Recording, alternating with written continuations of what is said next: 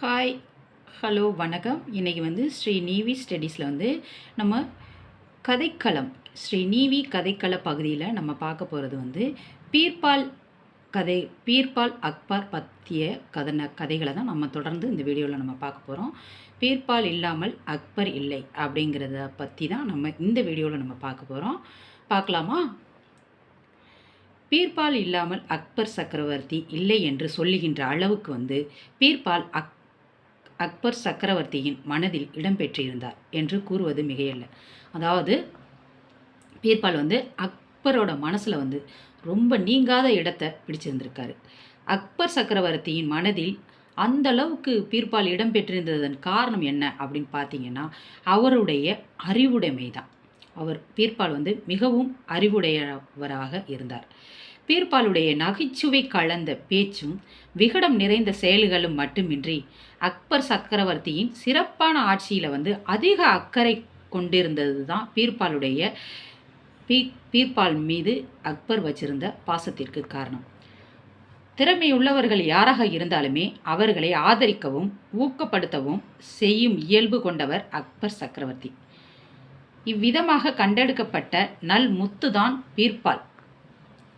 வடமொழியில் மட்டுமின்றி பாரசீக மொழியிலும் நல்ல புலமை பெற்றிருந்தார் பீர்பால். சிறந்த புலமை பெற்று விளங்கியதோடு சாதுரியமாக பேசும் ஆற்றலும் பெற்று திகழ்ந்தார்.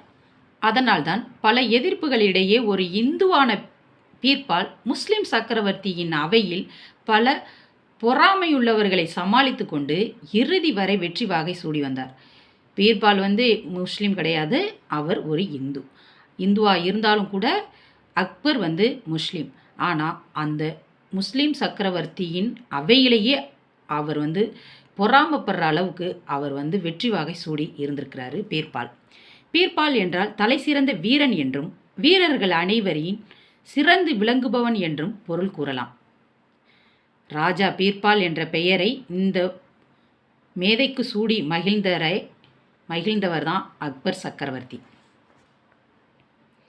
மகேஷ்தாஸ் என்ற இயற்பெயர் கொண்ட பீர்பால் சமயம் நேரும் போதெல்லாம் இந்து மதத்தின் சிறப்புகளை பற்றியும் இந்துக்களின் உயர் பண்பாட்டை பற்றியும் எடுத்து கூறி அக்பர் சக்கரவர்த்திக்கு இந்து மதத்தின் மீது இந்துக்கள் மீதும் பெரும் பற்றுதலும் பாசமும் மேலும் ஏற்பட செய்தார். இந்துக்கள் மீது மேலும் மேலும் பாசம் கொள்ள மூல காரணமாக இருந்தவரே பீர்பால் தான்.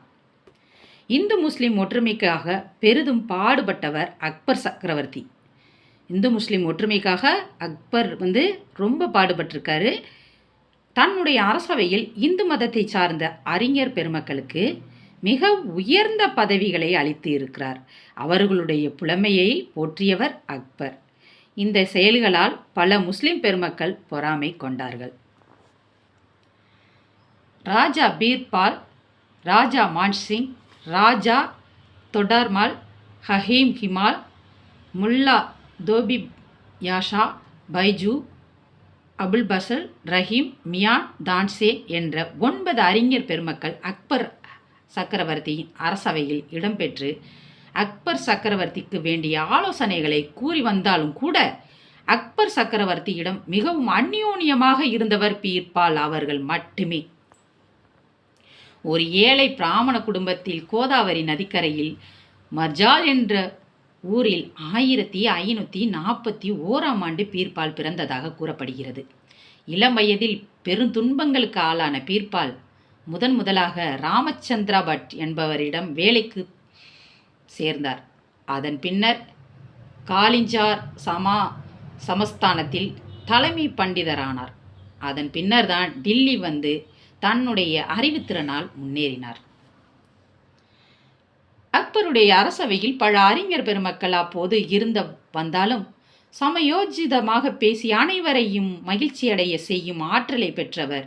அப்போது இல்லாத நிலையில் அக்பர் சக்கரவர்த்தி அவர்கள் பீர்பாலை கண்டு தன் அரசவைக்கு அழைத்து அவரை புகழடைய செய்தார்.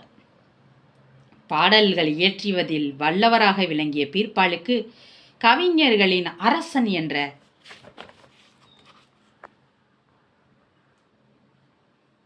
படும்படி கவிராஜ் என்ற சிறப்பு பட்டத்தை அளித்து மாதம் 2000 மொஹராக்களை அவருக்கு ஊதியமாக அளித்தது பீர்பாலின் வாழ்க்கையை வளம்பட செய்தார் சக்கரவர்த்தி அக்பர்.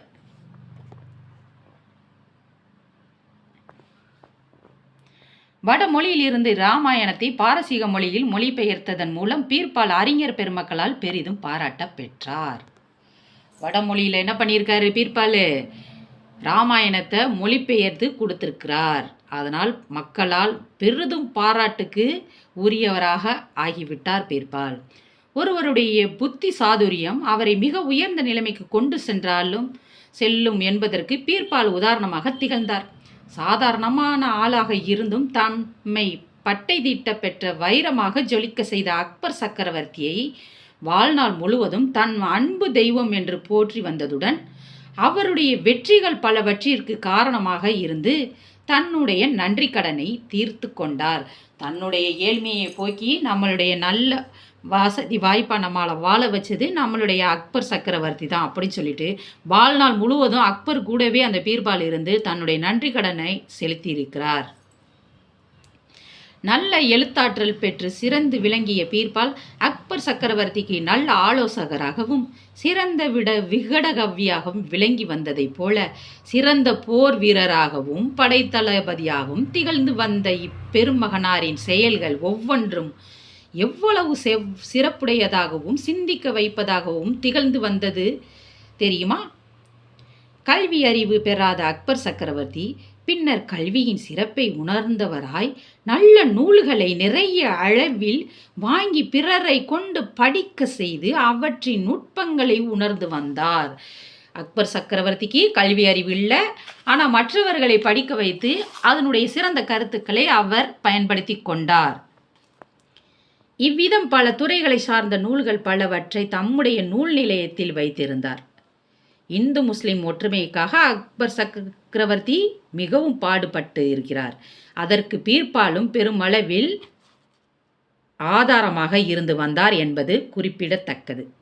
இந்துக்களின் நலம் பேணுவதில் அதிக அக்கறையுடன் திகழ்ந்த பீர்பால் வாய்ப்பு கிடைத்த போதெல்லாம் சக்கரவர்த்தியிடம் கூறி வந்தார். பீர்பால் நல்ல பல அரிய குணங்களை பெற்று திகழ்ந்த அக்பர் சக்கரவர்த்திக்கு திடீர் என்று கோபம் வந்துவிடும். அந்த கோபதாபங்களை எல்லாம் பீர்பாலிடம்தான் காட்டுவார். ஆனால் பீர்பாலோ அந்த கோபங்களை எல்லாம் பொருட்படுத்த மாட்டார்.